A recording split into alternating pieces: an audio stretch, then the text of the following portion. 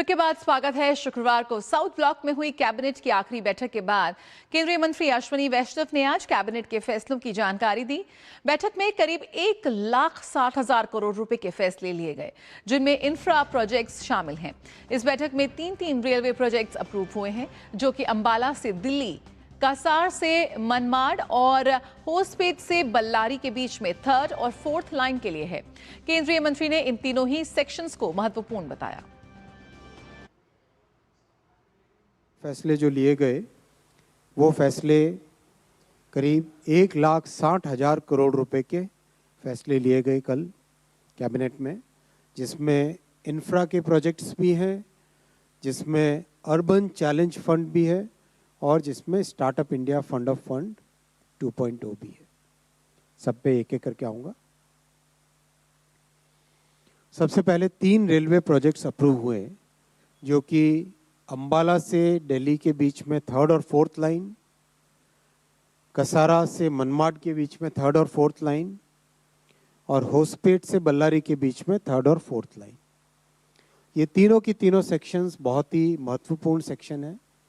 इनमें जहाँ कैपेसिटी की ज़रूरत है वो कैपेसिटी क्रिएट की जाएगी। कसारा मनमाड थर्ड और फोर्थ लाइन ये 131 किलोमीटर का प्रोजेक्ट है, जिसमें 10,154 करोड़ रुपीस का प्रोजेक्ट इन्वेस्टमेंट होगा। कसारा मनमाड बेसिकली मुंबई से नॉर्थ और ईस्ट इंडिया को जोड़ने वाला सेक्शन है। और असम में टनल बनाने की मंजूरी भी इस कैबिनेट की बैठक में दी गई है। इसके तहत हाईवे और रेलवे दोनों की कनेक्टिविटी होगी। एक अंडर रिवर टनल का भी प्रस्ताव है, जिससे 250 किलोमीटर की दूरी 34 किलोमीटर की रह जाएगी। ट्विन ट्यूब है जो रोड रेल टनल बनेगी असम के गोहपुर से नुमालीगढ़ के बीच में। ये 34 किलोमीटर का प्रोजेक्ट है, जो 18,662 करोड़ रुपीस का इन्वेस्टमेंट इस प्रोजेक्ट में होगा।